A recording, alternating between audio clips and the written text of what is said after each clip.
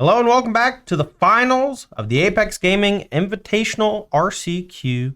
It's been a long day so far, Ross. We got 2 players left in the event. What are they playing and who do you think is going to win? Our 78-player field is narrowed down to Eric Rose, our 4-seed in the elimination rounds on 4-color Rhinos, against Jacob Fumich, our 7-seed on 5-color Creativity. And looking at their deck list during the break, I gotta say, we normally think of 4-color Rhinos as a Yorion deck. Rose's list is the more streamlined 60-card version, playing Scion of Draco as an additional threat. That doesn't interfere with Cascade. That's a big boy. And that also means we got 4 copies of Force Negation, 3 copies of Teferi Time Raveler that are in a 60-card deck. So I think important for Rose to get off to a quick start and apply pressure, and then have just a few pieces of disruption to push through and stop those indomitable creativities from Fumich. Important that he is on the play. So I kind of like Rose here. Yeah, I mean, honestly, we were talking a little bit about the Team of Rhinos deck, and I thought, the consistency, the heavy force negation, for me, really put it over the top when you're playing against these, kind of middling 1-card, 2-card combo decks. And this version looks like that, except it also has Sign of Draco. So we'll see if they can apply enough pressure to get the game over with before the Creativity deck's able to get an Archon on the field. Okay, our players are shuffling. We can just go ahead and cut that. You don't need to look at my messed up haircut. I've been sitting here for, 8 hours now, and my hair's all floppy. We've been here for 9 hours. All right, well. We are hitting just about hour 9. All I know is I'm looking at my own hair like I'm in a mirror on screen, and it's floppy looking. All right. Who's on the play? Eric Rose. All right, Rhino's on the play. Advantaged. We haven't had Eric Rose on camera all day today. I didn't even know Sign of Draco was in this deck. We'll see if it's a heater and he's able to take down the tournament with his sweet build. That looks like a mulligan from Jacob Fumich. Good question. How many Cascade cards in this 60-card? They only play 8 with it when they are 60 cards.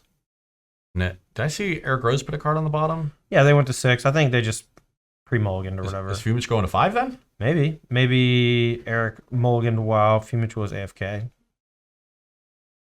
We'll see in a minute. How many Cascaders? Just 8? Yeah. Any Ardent Please at all? No. That's fair. I think Shardless and Outburst are just so nuts. One is 2 extra power. One is instant speed.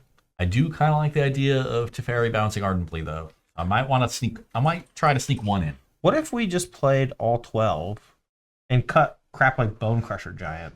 Oh, there's no Bone Crusher Giants in this deck. Sure. What if we cut Scion of Draco? Nah, we need threats. We need to get these games over with. Yeah, it's a threat. It's Ardent Plea. 8 power. All right. Both players are happy with their hand. Let's see. Fumich having to put back 2 cards on the mull to 5. On the draw, though, so not as bad. And does have access to things like Ren and 6 to mitigate. Rose here going to be on the play. Leads off with looks like an End of the Triumph. We're going to have most of our colors for binding. Yeah, Rose not playing any black cards in the main deck, just using swamps for Leyline Binding. Does have Leyline of the Void, not relevant in this matchup if you wanted to cast that. Also has 1 copy of Unmoored Ego. That could be relevant in this matchup. No, for sure. We have Ice on turn 2 from Rose. That's going to shrink Jacob Fumich's ability to do much on turn 2. Just an Arid Mason and a pass. And now Rose, with very little defense from Fumich, is likely to play a Cascader here and put a lot of pressure on the table. Yeah, and then Fumich being on the draw isn't going to be able to Creativity on turn 3. Ice still drawn a card as well. Looks like Valiant Outburst in Eric Rose's hand. Let's see if he can capitalize. I do see a Shardless Agent too, so we might see Shardless Agent first. Sure. All right, main phase fetch. This is likely going to be the Cascader. Powerful Shardless Agent reprinted in Modern Horizons 2 has reshaped this format. It was one of my favorite cards in Legacy, cascading into things like Hymn to Torok and Ancestral Visions. I really wanted it to come to Modern for similar purposes, and then Monkey Paw Curl. I, however, was disgusted when I saw this card in the MH2 preview list. Well, I was more disgusted when they also put it alongside things like just 7 more cascade spells or whatever, or suspend spells. Like, if all you're doing is cascading or crashing footfalls, I think that's fine, you know? Oh, 3 mana, 10 power. Okay, maybe not that fine. See what Fumich can do. We have to get a little quieter here. Most of the building has been emptied. We are getting late in the evening, so we're trying to keep it down. We do have a soundproof wall between us and the players, but, if I start hollering, they're going to know something's up. One big benefit for Charlotte's Agent here is that it is fodder to sacrifice to 1 Archon trigger if that's what Fumich sets up. And then Eric Rose, unlike Team of Rhinos, has plenty of answers to an onboard Archon of Cruelty between Leyland Binding and Teferi Time Raveler. And I do think I see a Teferi in Rose's hand. All right. Draw step finds a land, but hand looks pretty good. 10-point attack can come through. I kind of like going Teferi Bounce attack for 10. What do you think? My one worry there is if Fumich has fetch for a Dwarven Mine, make an Archon. Do you have another answer to it? Do you need another answer to it? You can win with like Fire Ice and maybe a Violent Outburst buff or something. You would be putting Fumich to 8, then you'd lose the Shardless Agent, and Fumich would be going to 11, and your 2/4/4s aren't really closing the game. All right. Well, Jam for 10's happening. It just depends on if he wants to play some interaction this turn or hold it for next turn. I like Jam for 10 and Violent Outburst on the end step. Make Archon irrelevant. Maybe even do it now. Get 3 more damage in. 13 damage, going to put him to 5. Sweet. I love an aggressive Violent Outburst. There's no sweepers on Fumich's side. He actually can't play Engineered Explosives in his deck. It screws with creativity. Yeah, that's funny. Cards like the Cascade mechanic and creativity, they just have these weird deck building constraints. It's like, you can't play this type of card in your deck. And then there's just so many cards in Magic that like you just get to say, back. Yes, I can. And technically, I'm not breaking the rules by playing Fire and Ice. Fumich fall into 5 here. Now, even if he has make a dwarf. He has a double Archon, right? He has to go make a dwarf, attack with a treasure. Because if you attack, your goblin gets eaten in combat by a Rhino. Sure. So you're not even afraid of double Archon here if you're Eric Rose. Love the aggressive play here. Yeah. Discards 2 Wrens. Not going to do much here. Let's see if we can find anything. There is a creativity in Fumich's hand. It's just not nearly good enough. This was a draw where Fumich had a turn 2 Ren, turn 3 Fable, turn 4 creativity, which is normally the ideal. And Ice stopped a Ren from coming down, and on the draw, Fable into creativity has been far too slow. All right. Well, looks like creativity for 1's going to be the play, but as you said, not enough. The trample from the Rhinos means that he can target treasure token and still just like have a 1/1 blocker, but just doesn't do a lot. I guess we could target Dwarf and Rhino and turn Rhino into something worse. How much worse though? It looks like he's leaving the treasure around, so maybe he has something else to cast. Yeah, he might have Prismatic Ending or something. He's going to 7. Yeah, and he can block 1. He's going to take 8. Even a Prismatic Ending and removal spell is just not good enough. Can't even count that high. Eric Rose discarding a Flooded Strand. Yeah, that's irrelevant.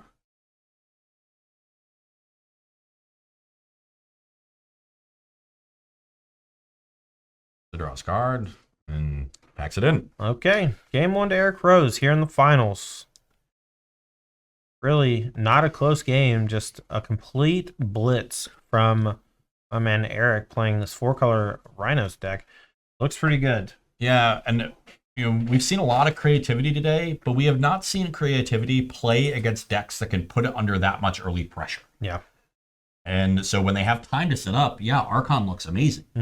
Yeah, the games they win are the ones that people are trying to leyline binding them and Cluster Storm them and stuff. It's like, you can counter them out 1-for-1 to death. That's fine. Yeah, they're happy to be interacted with. They can grind through all that, win a long game. They don't even need to win with Archon, as we saw in the semis. But Eric Rose saying, you know what? I'm just going to get you dead. I'm going to pop you 1. Yeah. I'm going to tap your land. Popped him 2. I'm going to tap your land on 2. Going to make 10 power on 3. 8 power plus 3 damage on 4. And then nothing you got. Nothing you got is good enough. So looking at sideboards, Jacob Fumich, our creativity player, has an Emrakul the Aeon Storm, 2 Wear Tear, 1 Unmoored Ego, 2 Ether Gust, 2 Veil of Summer, 2 Turn the Earth, 2 Flusterstorm, 2 Teferi Time Raveler, and a Beseiju who endures. Gotta love the Flusterstorms, gotta love the Teferis. Ether Gust is probably good enough. Can stop a Cascade. Can also deal with some other things. Beseiju is a low-cost way to answer Leyline Bindings and Sign of Dracos. Mm-hmm. I think once Sign is also in the deck as a target. I like that. Maybe that means you want some number of Wear Tears. Just depends on what other interaction Fumich doesn't like. And then the one Emrakul the Aeon's Torn is not one I would normally bring in, but let's take a look at Eric Rose's sideboard. And it is 4 Force of Vigor, 4 Leyline of the Void, 4 Mystical Dispute, 2 Kasali Ambusher, and 1 Unmoored Ego. Unmoored Ego is a nice one. I'm hoping that one comes up. Yeah. Does Fumich play around the 1 Unmoored Ego by bringing in an Emrakul? My guess is no. I would also guess no. But that means the Ego could get him. And if it gets him once, he doesn't have another shot. That's true.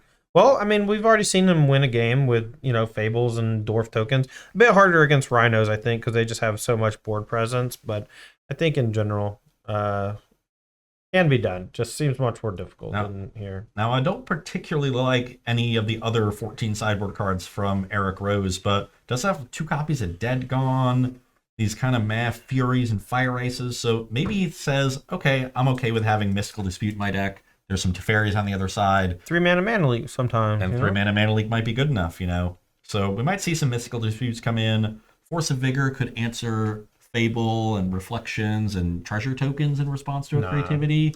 But yeah, that doesn't seem good enough. I think we might see some disputes in addition to that Unmoored Ego, but otherwise staying largely the same here and going on this beatdown plan. The same way that Lightning Bolt's not good against a Dwarf token getting targeted with a creativity, Force of Vigor is not good for trying to kill stuff in response to targeting with creativity either.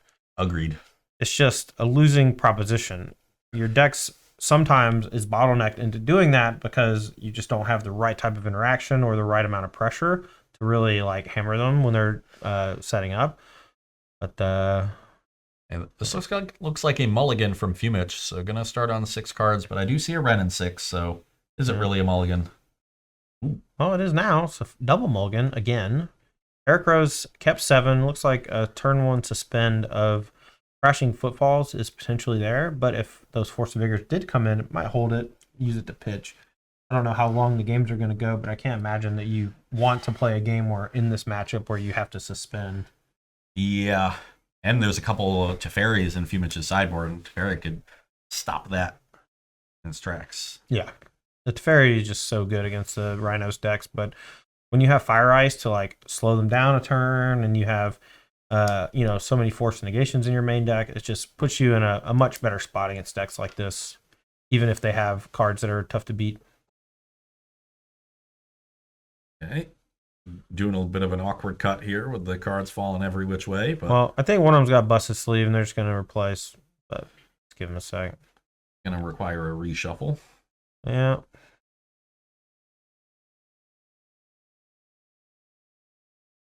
The Mirror Breaker got a nasty bent corner. Given that free info that you didn't board out all your Fables. Yeah. Maybe the best card in the deck, honestly. Oh, it is definitely the best card in the deck. I feel like it just super juiced all these creativity decks. I like the creativity deck you played at the Team Open, but these versions are just a different animal. It's like actually Splinter Twin or whatever. Very good Magic card. I love that the Fable of the Mirror Breaker sees more play than the Mirror Breaker himself. In the lore of Kamigawa, Kiki Jiki's been dead for 1,000 years, and oh, you can play him in Modern. It's well, actually, I'm just gonna go read a book about you. All right, 2 cards back. Fumich's gonna be on the play. Leads with a Door of Mine on 1. Let's see what Rose has. That shock, suspend Rhino. Back Fumich's way. Stampede is slowly growing. You sound like me whenever I'm just casting a match and tapping my fingers on the table. All right, no Ren in 6. No protection either. Fumich here just going to play a tap Steam Vents and pass it back. Rose gonna take down on that Crashing Footfalls and might have a turn 2 play like Fire Ice. We'll see in just a minute. Frost Return. Has a Tri-land on 2. Tapped. Shields are down. Fumage. Falling Tarn. Does he have a play? Passes back. Exciting stuff. Yeah, a much slower start for both players. So this is usually the big turn for Rose. We don't see a main phase Cascade. Nah, he has an Outburst in hand. That seems fine. And a Force of Negation, so gets the hold up counter for a potential creativity. And then if you don't creativity, okay, I'll make 8 power. It's interesting to see these Rhinos decks just playing extra black sources or whatever, like 2 black sources in your deck with no black cards, you know? We've got an Unmoored Ego. Sure. One black card, excuse me. In the sideboard. In the sideboard. It's definitely in the deck. I mean, what else is it for? All right, fetch a basic island. Protect our life total a little bit so you don't randomly get scammed by random dwarfs. Yeah. We're going to EOT. Notably, Rose's list a little heavier on the domain cards with Scion of Draco in addition to Leyline Binding. So the 2 black triomes, both helping out with those cards. Did board in the Mystical Dispute, so good call on that. At least some number of them. He's got 4. I can't imagine all 4 came in, but depending upon what cards you want to take out, there's 2. There's 2.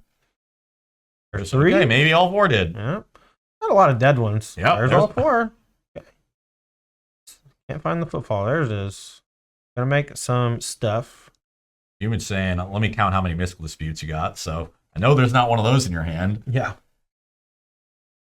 Fumage could have a response here, something like Flusterstorm. That's just a Spell Pierce, but that's going to take the wind out of the sails of Rose. Rose really wanted to resolve that card. Rose does have a Force negation hand. Not sure if there's a blue card to pitch or if Rose is willing. Looks like the answer is no to at least one of those. No fights. You win. And just kind of sit and wait for the Crashing Footfalls to come off. Yeah, use knowing the Force negation to be defensive. Yeah, knowing that that's there definitely makes it much easier to let the first one go. And getting a basic forest, so something is being cast here. Are we suspending another Footfalls? Only time will tell.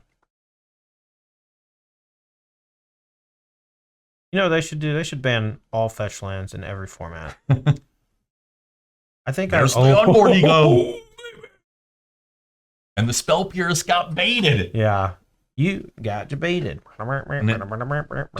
Is there even another blue source in his deck? I think there's another Spell Pierce in Fumage's hand, but... Well, I think they only have the one Steam Vents, unless I'm mistaken. That's what I'm checking here. All right, so we'll get confirmation on what was named, or we'll just see. It's probably Archon. Yeah, there was another Spell Pierce, but only the one Steam Vents in Fumage's deck could not fetch for an untapped blue source there. You know, he honestly could have fetched one of those Scalding Tarns like a turn previous to get one of those Tri-lands that tap for blue. And instead just gets hammered here. Can't cast the Spell Pierce. All the Archon's gone. Eric's going to take a quick look through the deck to see if there's any more big creatures, but from Fumage's body language, I think this is going to be a death knell.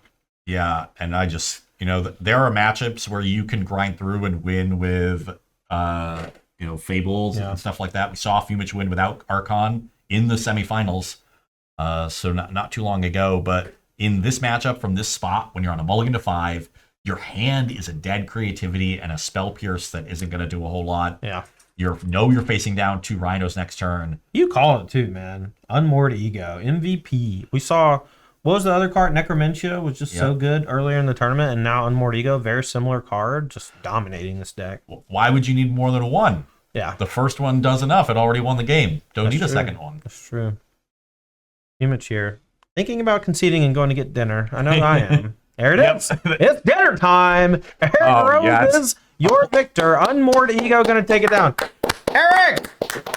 Oh, no, I'm applauding for the concession. Oh, okay. Tight concession. Yeah. You say in the biz. Doesn't try to play that out. It's already past 9 o'clock. I've already got my invites. Let's just go home. Well, Eric Rose is going to be your champion here today. We're going to bring him in here and hand him this Apex Gaming playmat. I want to ask him how it feels to Unmoored Ego somebody and then their heart just sink. I need to know what that feels like. I can tell you from similar experiences that watching your opponent's heart sink is the greatest experience in Magic. Are we evil? I know I am. Are we the bad guys? Are we the baddies? Yeah, they put us in the booth. I think maybe that's why. Maybe we were so mean. I think we're gonna need that chair over here. No, why don't you just talk to him? Huh? Why don't you just interview him? Sure. All right, here we go. I'll go get him. I'll just let you talk to him. We are back in the booth as Todd walks in front of it. No, you're good. We're gonna bring Eric in here for a quick winners interview. We're also gonna give you a little mini Yeah. interview. Why don't you come around this way? Yep.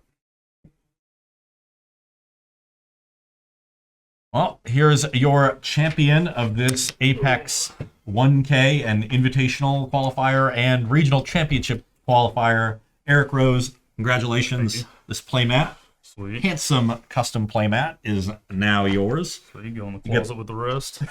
Oh no, you got to bring it out for the Invitational and all these other tournaments. This is my Stipulation last factor, tournament baby. until the end of the year. Until the Invitational's not till February.